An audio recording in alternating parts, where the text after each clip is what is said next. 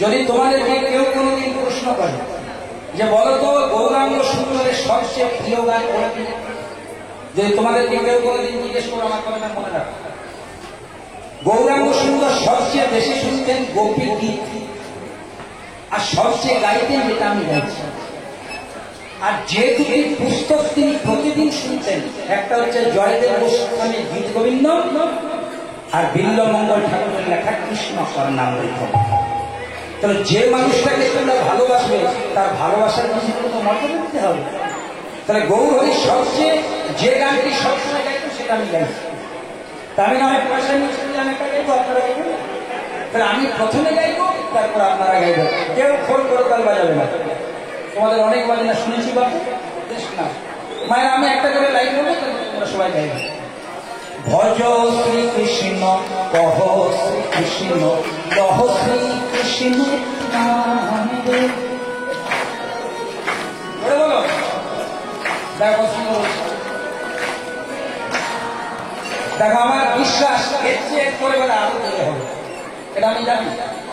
আমি গাইছি এটা বললাম, ভজ শ্রীকৃষ্ণ কহ শ্রীকৃষ্ণ লহ শ্রীকৃষ্ণ নাম রে।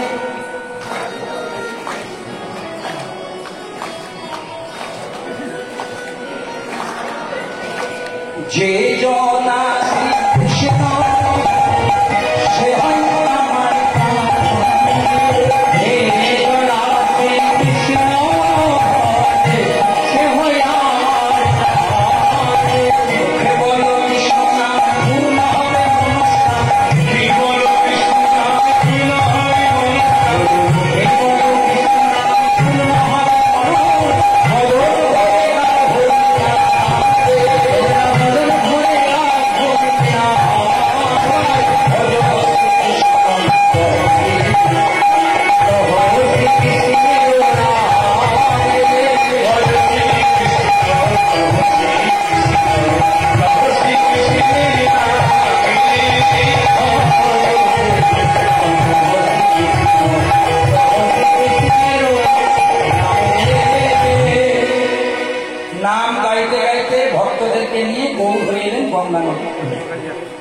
এবার দেখো মা গঙ্গাতে নেমেছে, কিন্তু যেহেতু গৌর হরির মনে আজকে বৃন্দাবনের ভাব জেগেছে, গঙ্গাকে গঙ্গা মনে করতে পারছে না।